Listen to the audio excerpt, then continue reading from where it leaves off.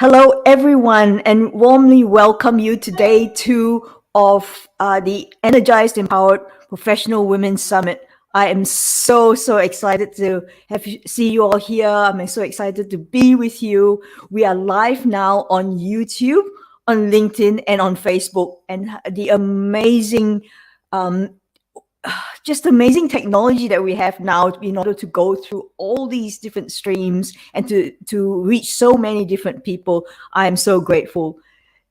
With the various streams, you can comment in all the comment sections, and if you're on Facebook, my assistant Gio will put on a special link for you if you want to put in your name in your profile. This is something that is particular to StreamYard and Facebook. But other than that, pop in your comments, pop in your love. And I'm so excited to have Ruby May today.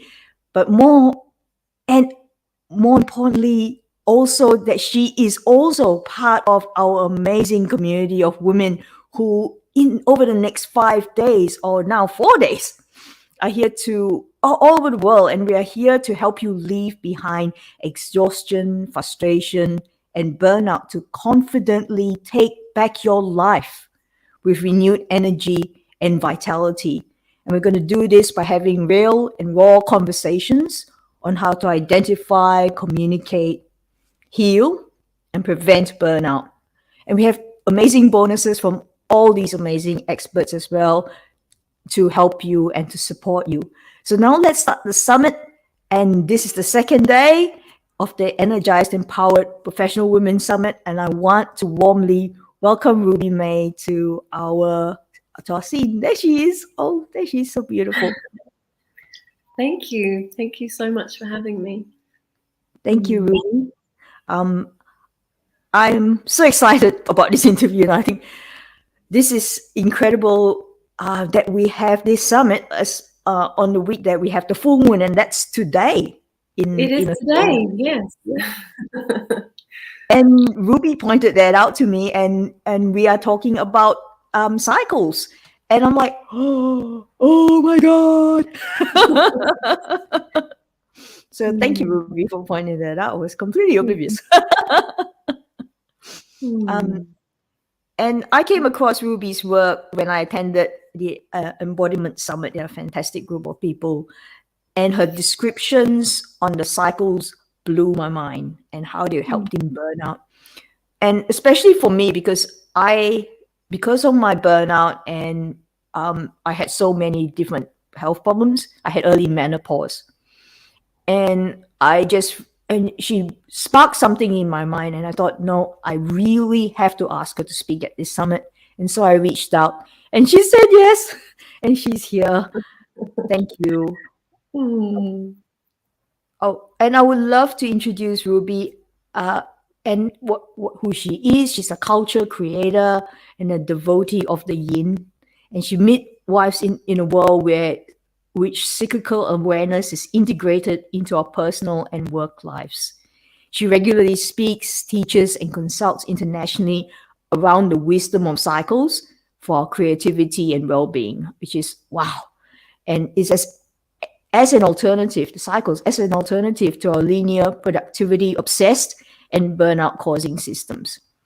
She is the community leader for the graduates of the Red School's Menstruality Leadership Program, the biggest education center globally for menstrual cycle awareness, and her own initiative, Know Your Flow. Both supporting the cultivation for community for developing body literacy, inspired leadership, and social change with over 200 members from over 20 countries. Fantastic. She's the author of Know Your Flow, a cycle tracking journal for personal and planetary revolution, and the creator of The Game. And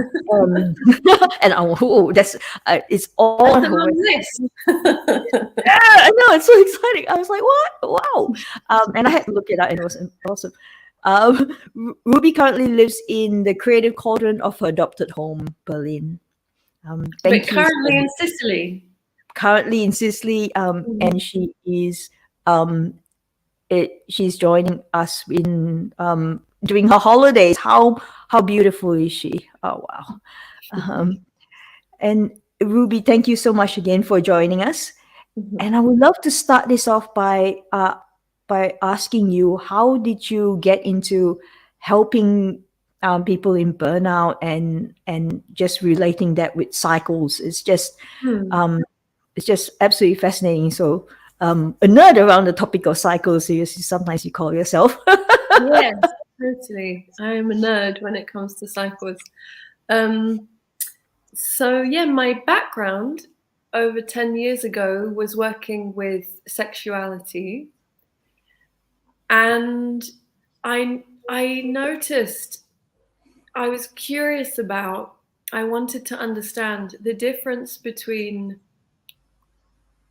a woman's experience of sexuality, or those of us in a female body, and someone in a male body, because the literature and what I was being taught, it just felt like there's a real blind spot there.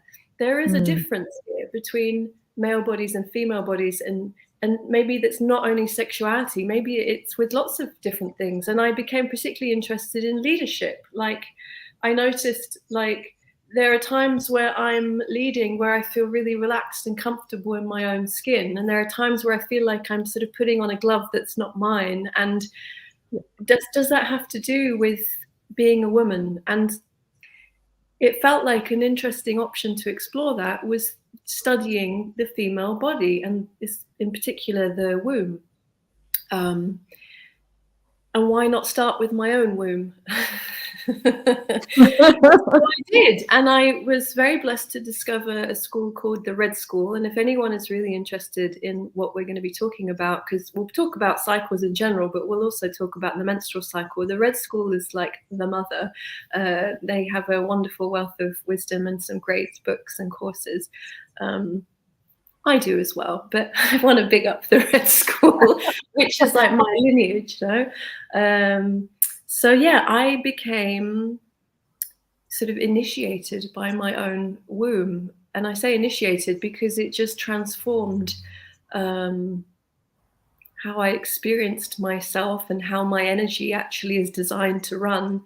mm, And it transformed the relationship that I had with myself. I noticed how disconnected I really was with myself. And I was a yoga teacher. I considered myself an embodied kind of person, and through becoming intimate with my menstrual cycle, I realized that there was actually a long way to go. mm, And then I also had a burnout about 3 years ago, and I noticed how the cycle, keeping track of my cycle, made it really supported my awareness around when am I pushing and going against my energy, and when am I listening to myself and going with my natural flow. mm, Yeah, it helped me really look at my relationship with how, yeah, with my energy and the belief sentences, and how I'm internalizing some of the beliefs from my culture. And for me, the cycle is also a wonderful way to come out of the guilt of not doing enough and not being productive enough, because I'll share more about this later. I'm trying to just keep it into a kind of introduction now, but yeah, it's a wonderful way um, to come out of that guilt and yeah, heal from burnout. wow. And that's incredible. I never really thought of it that way Mhm. until I heard you. So Yeah, how for me it's like, how can understanding cycles help us with overdoing yeah, and burnout? yeah. So if you look at an archetypal cycle, and so one cycle we can look at is a menstrual cycle, but it doesn't have to be. We could look at the seasonal cycle, the annual cycle of spring, summer, autumn, and winter. We notice that there are parts of the cycle where the natural flow is this kind of exuberance and this generosity of giving ourselves to the world, Mm, whether that's a plant, that's just blossoming and giving its fruit in spring and summer, or whether that's us in the part of our menstrual cycle that perhaps, archetypally that's around ovulation, where you just have the most energy and your energy body is naturally kind of exuding outwards. And then you have parts of a cycle like the autumn and winter or menstruation where it's about a kind of contraction, and the very nature of it is that it needs that contraction and it needs that shedding, that lying low, that stillness, in order to then rise again. And so if you have a menstrual cycle, and this just like blew my socks off, and it should blow everyone's socks off really, that our energy bodies are designed to reset and recalibrate once a month. And if we go against that, it is inherently stressful for our bodies. And so if we're having stress from lots of different areas of life, going against our body's natural cycles is just an additional stress. And that accumulates and then can tip into burnout. And of course, like, even if you don't have a menstrual cycle, we are inherently cyclical beings. The circadian rhythm we kind of take for granted, but think about it. We need, and if you've experienced burnout, you'll know how the impact on your sleep and how necessary sleep is for healing and functioning well. We are inherently cyclical. Sometimes we also have phases of our life where it's more this spring, summer energy of going out there and, having lots of impact and doing lots of bigger things and building and, peaking. And we have phases where it's about withdrawing and laying low or reflecting. We have phases where it's about integrating what we've learned. We have phases where it's a kind of shedding of identities and laying low. And it's so important, I think, to talk about these different kinds of larger arcs in life, because it's so common, I think, to feel really disorientated and alone when we go through a phase where it's actually about laying low or having an identity shift and not being in this peaking high energy action mode all the time. Like, there's no cultural awareness really around that. We feel like something's gone wrong. Yep. Yeah. I definitely can so relate to that, because of the way I was running my life. It was never it was always an inconvenience to rest. It was always an inconvenience to have my period at a certain point, because it stopped me from doing stuff. And then when I actually look back at how my stepmother used to chat with me about cycles and stuff and her wisdom. She's a Chinese Indonesian lady, and she would cook particular dishes or particular nutrition for particular times of the month, because your body needed certain things to regenerate. And she would get very upset with me if I went and overdid things. And I always thought, stop it, you're being annoying. And I mean, typical teenager. So I'm like, now that when I've gone through the whole menopause thing early, and I just realized, and listening to you, I just went, wow, it just cut home. And I think, I had a couple of tears come down my cheek when I did that. So, why do we find it so hard to slow down though, Ruby? What is it about us? Oh, gosh, so that is the golden question. Yeah, I think, and that for me is like one of the gifts of burnout, is that you have to ask yourself that. You have to get intimate with that question, and I think it leads us to some really profound questions, profound answers, profound realizations. So it makes us look at our cultural narratives and what we culturally value and what we don't value. So yeah, we value certain things and we value other things less, and that the cycles are a wonderful way of illuminating that. So, you know, we value what I like to think of it in terms of the yin and the yang. So the yang is that spring, summer, going out into the world. It's the up and out, meeting goals, you know, striving on ahead. And we don't value the yin, which is the natural contraction, the feeling, the slowing down, the being receptive.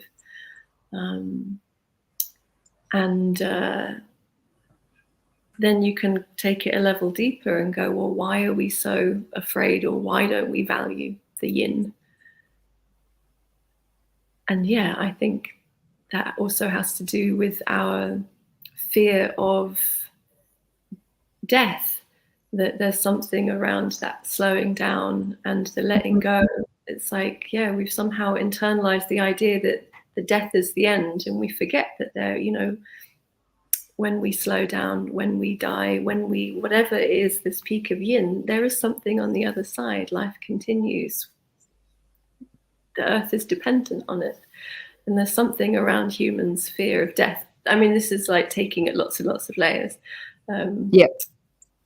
But maybe we like go up a layer or two. And I think also one reason why it's scary to go into the yin is because it's difficult to feel our feelings, you know, like there's things there when we slow down that we don't want to feel. We might feel anxiousness, we might connect with our trauma that's there. And this is a part of the burnout conversation I think is important, because you go online, research what burnout is, and then you get this definition from the World Health Organization that it's about work-related stress.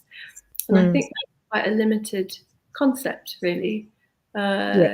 Because for me personally, and I think from what I can see as well, that burnout also has to do with trauma, that the nature of carrying trauma is that we then tend to attract experiences that then trigger certain buried feelings that was not safe enough to feel or not possible to feel. And then we have all these invitations to reconnect with challenging feelings. And if we're not resourced enough, if we don't have the support, inner and outer, to deal with those triggers and emotions that come to the surface, you know, we can sort of re-traumatize ourselves or live in a perpetually activated state. That's why I had my burnout. It was work stress, but also getting into very activated situations over time where my nervous system just got really frazzled. So slowing down often means that we come into contact with buried feelings that are scary or unpleasant to feel. I think everyone who's watching this can relate to that. I definitely, you know, just sharing from my experience of slowing down, and you know the trauma of what I had as a child. And I had my mom passed away when I was 13, and she had cancer when I was 7. And there was a lot of stuff happening in there that for a young child was very hard to, I guess, navigate through and understand. And of course, I'm 50 now, so in decades ago, we didn't have things like counseling or anything like that. So you just kind of had to deal with what you got. And internally, although I was never told that, but I felt like she rejected me by passing away, which is not true, obviously. But as a child, that's what you know.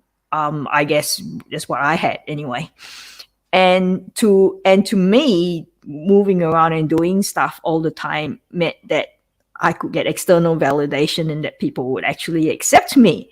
And as soon as I stopped, they would not accept me because I was too quiet and I was bringing myself out there to be seen. You know, hey, look at me, you know. So my self-worth was all tied up in that. And so you can see how then that would lead to, you know, people pleasing and then overdoing it with trying to help people, trying to be seen, trying to be heard externally. And when I sat down quietly, I had these little voices in me going, "You're not worthy. Mm-hmm. What's going to happen in the future? Have you planned for it yet? Why aren't you up and doing something?" And I had to deal with those voices, and here I am now, and it's still a challenge, but it's an awareness thing that I think we all come to, and I actually really enjoy the silence now, which is beautiful. I'm grateful that you say it's still a challenge, because I think a lot of us feel like at a certain point we should just get it, and then it becomes easy and we've done it.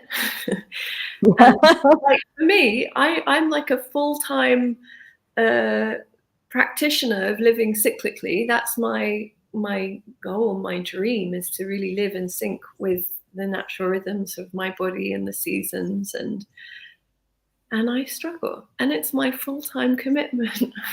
And I struggle, and there's something around seeing it as a lifelong practice, as opposed to something that we just need to get, and then, oh, it's just more evidence of like me being a slacker or a failure or not getting it if I don't immediately, or we're so hard on ourselves, aren't we? We're so hard on ourselves, and to see it as a lifelong practice, to love ourselves, to take care of ourselves, to learn how to master this weird experience of being a human on planet Earth. It's just never ending.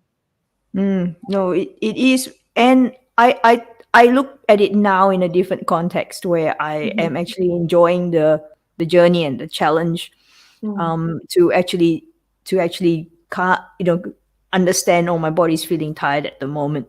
I need to rest, or it's in a certain part of phase of my life where I'm not on the go all the time. I can't. And some days I can do 3 hours of surfing, and other days after an hour I'll be like, and I come back and I rest, and obviously I haven't been resting enough. So that's what it is all about, and really enjoying that right now. So Ruby, I would love to know, like, so we work with the individuals on our cycles, and we understand, and we're trying to, I would say trying, but we're doing our best in our journey of this. Now, why is it important to now that we zoom out and say, okay, if everyone is now more aware and starting to get more aware of how important cycles are in our lives, and to recognize that, and to embody it, and to really bring it into our awareness, understanding, how important is that with the bigger picture of the world, of how we relate to each other. And well, I mean, I'm a bit of a menstrual missionary, in that I feel like if all beings with a womb that cycles were to really live in sync with their cycle, and beyond that, if we were to all understand that cycles are an expression of intelligence, I mean, that's how nature functions, right?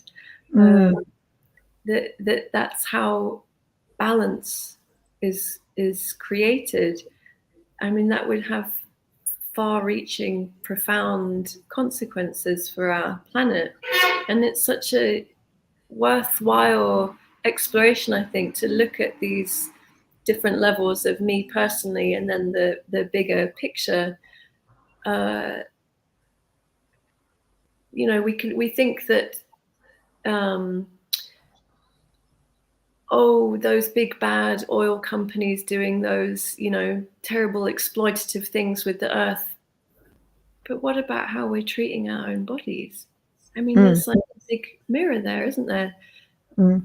I notice with myself, even in my recovery process from my burnout, that if I'm,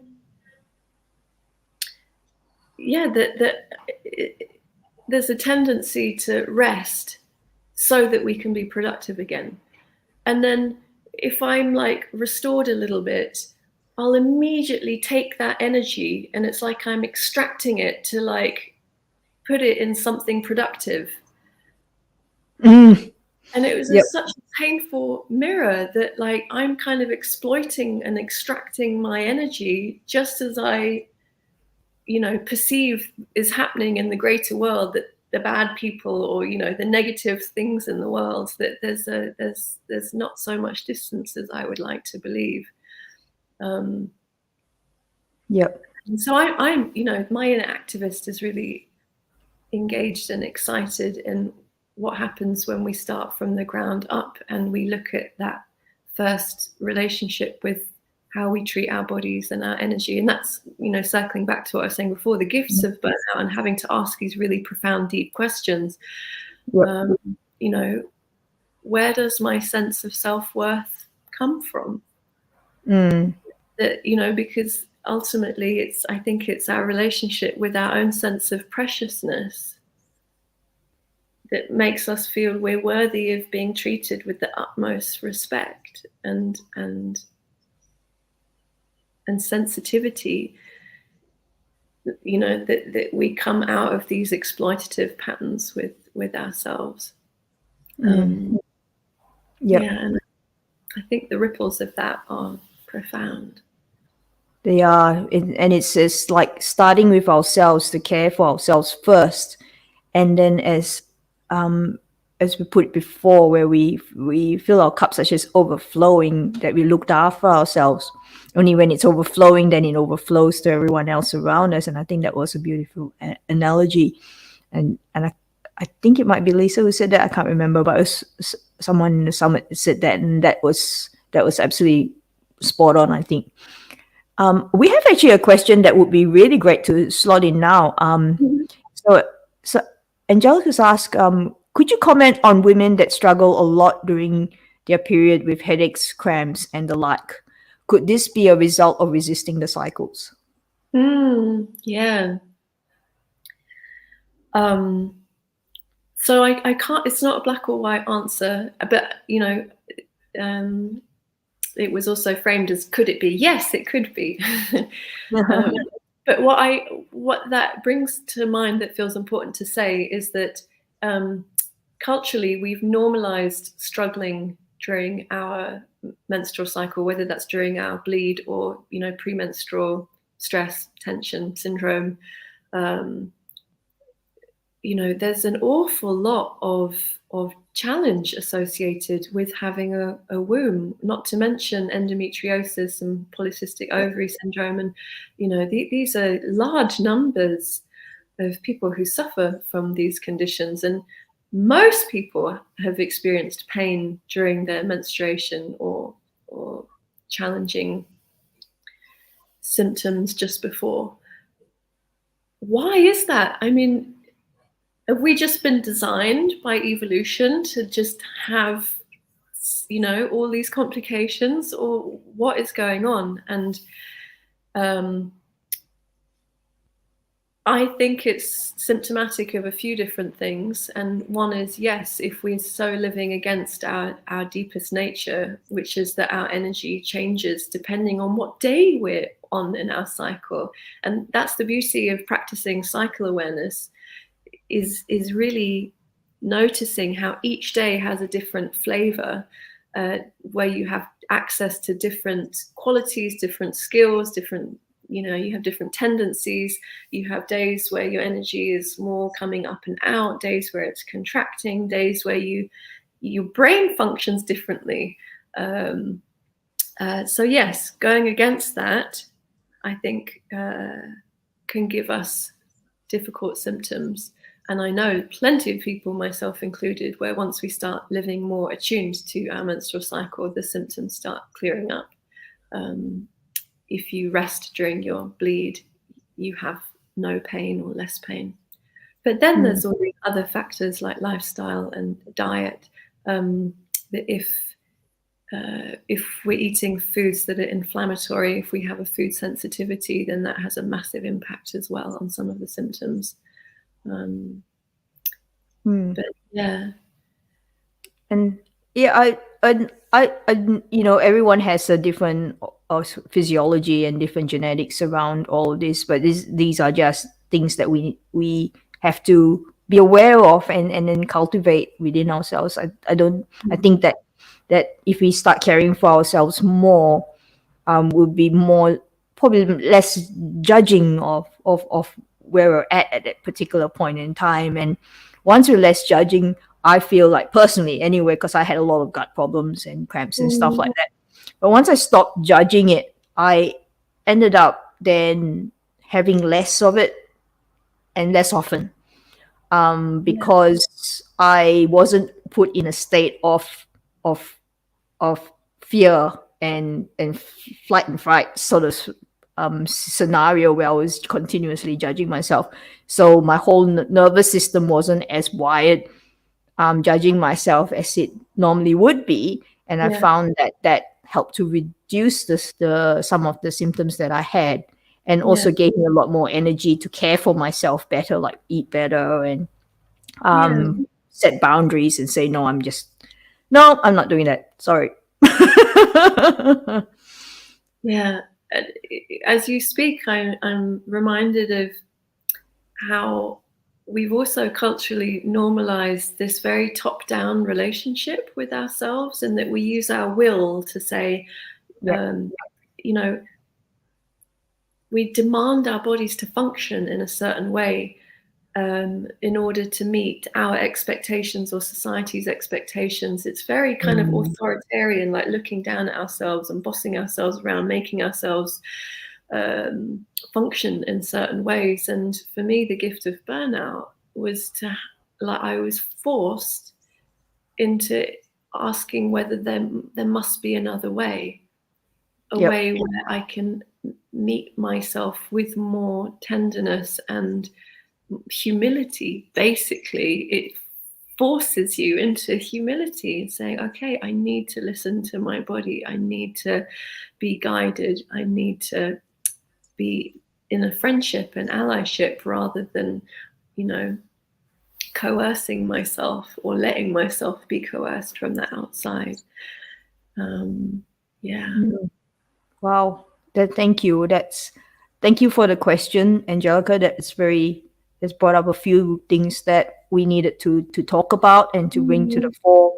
Obviously, this is a conversation that needs to keep going, and it's a conversation with yourself of loving kindness, of compassion, of humility, and of love, really, of who we are. And Ruby, I would love to ask you if we could have a bit of a practice on just coming back to ourselves, to be aware of who we are. Do you have something that we could share with everybody, just a few minutes, so that we can take this into our lives every day? Yeah, I can definitely. Let's do a little grounding, connecting with cycles practice. So we can let go of so much thinking and come more into feeling together. And so I would just invite everyone for the next minute or so, if it feels right to you, just to close your eyes and bring your awareness inside your body. Maybe you want to just feel the connection with the ground underneath you.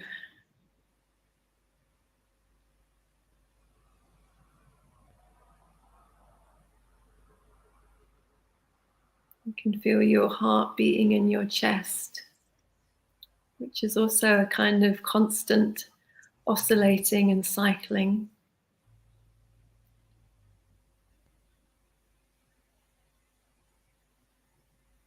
And feeling your breath, which is another beautiful example of a constant cycling.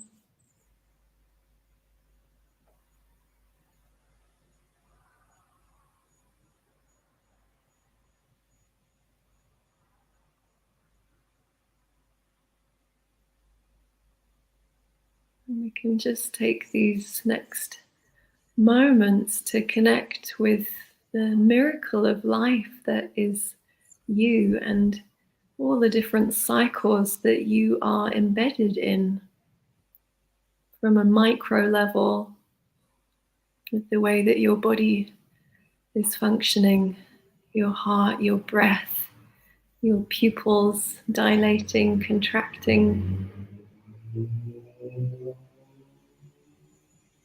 Perhaps if you have a womb that is in its cycling years, you can connect with where in that cycle you are.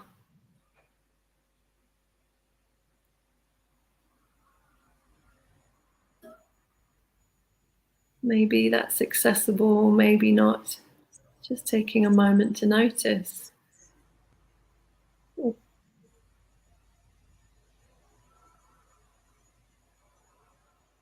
Or noticing a larger cycle, what time of day it is and how that's impacting your energy levels.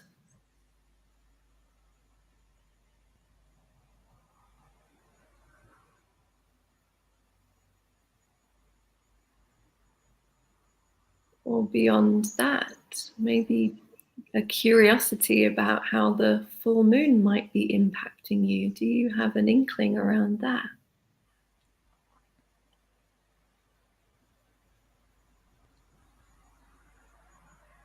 So in the plant world, the fluids in a plant are drawn upwards and outwards during the full moon and are sucked deep down into the roots during a new moon.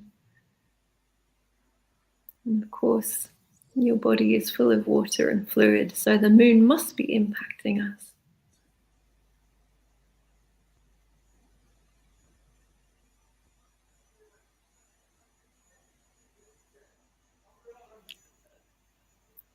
And then beyond even that, how is the seasonal cycle impacting you? So whether it's just on the cusp of spring or the curling inwards into winter, or maybe you're not living somewhere where there's seasons in the traditional sense, but just taking a moment to question where we are in the annual cycle in the year, how that is impacting you, your energy levels, your inclinations.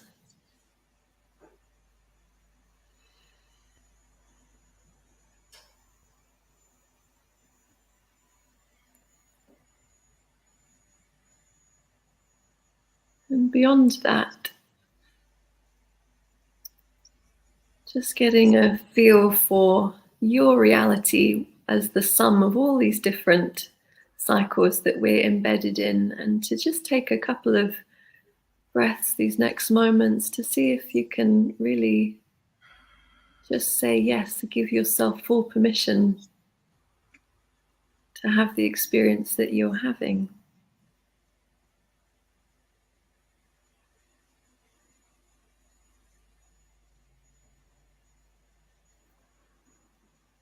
And knowing that you are held, we are held in all these different cycles, that there's a wisdom there.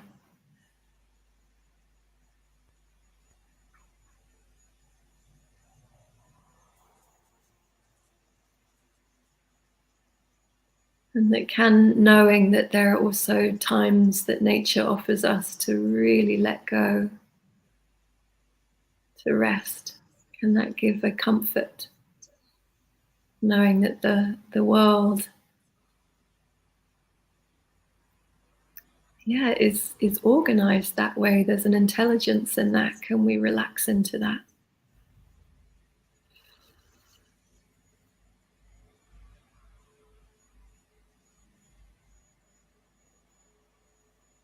Could you let go just a little bit more?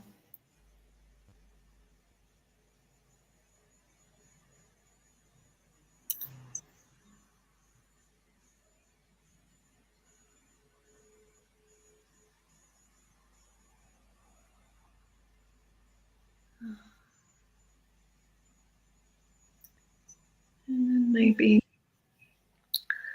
over the next couple of breaths, you could give yourself a gentle touch to bring yourself back and feel everyone else who's joined you in this meditation dotted around the world. feeling different cycles impacting them in different ways, all somehow connected in this crazy web. Oh, thank you, Ruby. That's so beautiful. Thank you so much. That really grounded me, and this will be a very valuable practice for each of us. Just in the spot where I've just highlighted the connecting of cycles practice here as a banner, so you people can know which part you can forward to if you need to do this again at some stage. So thank you very much, Ruby. That was beautiful.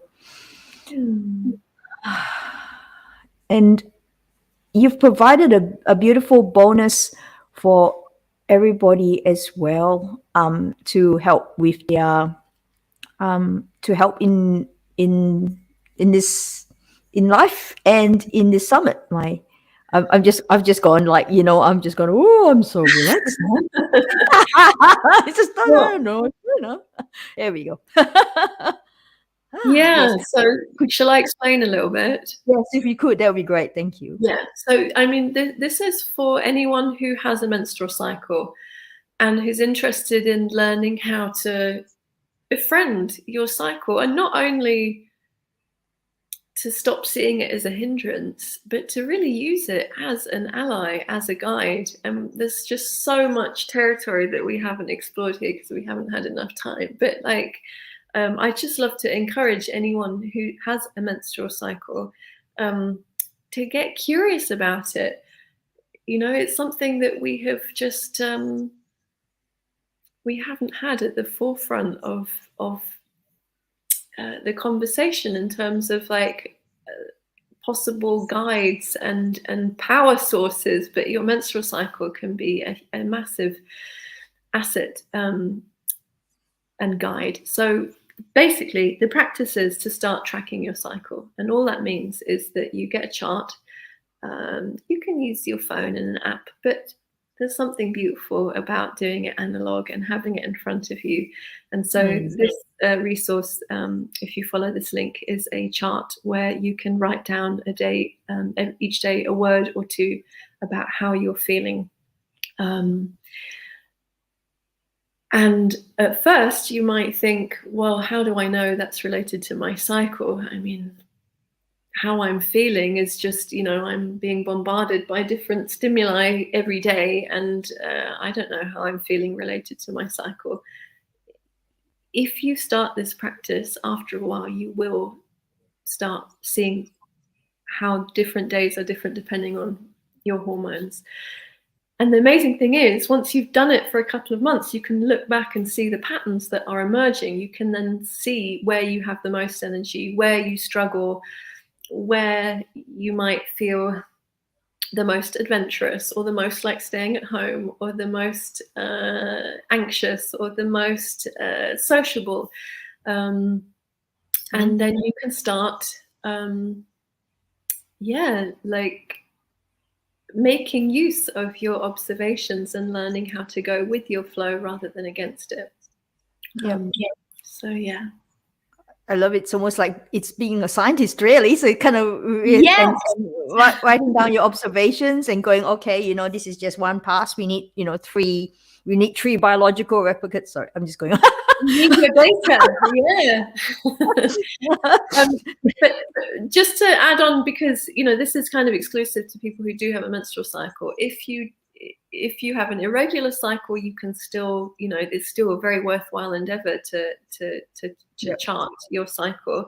If you are menopausal, a lot of menopausal women I know, they use the moon to connect with cycles, and choose to have a resting period or slow down more over the new moon. Okay. Yeah. And would that apply for guys as well, like using the moon in their bodies as well, because they're also made of quite a bit of water too? So, would that apply for men as well who are interested in? Yeah, and I think even if you have a menstrual cycle, it's this really cool gateway into the world of cycles. Yep. But I mean, anyone is, you know, we are cyclical, as we were just exploring, in our bodies, Yep. and moon cycles, planetary cycles, seasonal cycles. Yep. It's inclusive to everyone. Yeah. Okay, wonderful. That's fantastic. So I'm going to show your all of Ruby's websites and her socials and everything to get in touch with her. Is there any workshops or what's happening at the moment? I know you're on holidays, but in the future, there are upcoming workshops, groups, and anything that's Well, been happening with you? thank you for the question. If anyone is curious to explore more about the cycle, my book is available, which is a really cool like workbook that has the charts in the book, and also texts that kind of give you things to sort of think about and expand your awareness on the topic of cycles. And I'm actually doing in-person workshops that are for anyone who identifies as a woman who's over the age of 40. Is also a project that I'm involved with over the next year. So you can find details on my website. Yeah. Okay, wonderful. And we'll have all the bonus links and all of Ruby's socials and websites, everything on the summit's website. So it's all there. There's also a link for her book as well on the website. So I will have to go back and check that the link's working. I'm learning a lot of things at the moment. And if it's not, please let me know. I will fix it, of course. But most of all, I really want to really thank you, Ruby, for bringing an important subject that a lot of us like to sweep under the carpet and have been told, look, that's just a thing. Don't worry about it. It's just an inconvenience, even with the moons, like, oh, you're being a bit woo-woo here. All that sort of language around that, rather than just a language of, okay, so you're not quite up to running around like crazy today. That's okay. And to bring that all into fore, and to say it's okay, and not to resist that, but to go with that flow is so important. So thank you so much, Ruby, for joining us today. Really Thank you. Thanks for the invitation. And yeah, I'm excited by what you're bringing into our awareness, Vanessa. Thank you. Thank you so much. Please, everyone, share this video with people who you think need it right now, and also come back to this video. There's a recording of this, and it's always here for you as a resource. So thank you from me and Ruby. It's Vanessa Morlive on the Energized Empowered Professional Women Summit. We're so happy to see you here. Thank you so much.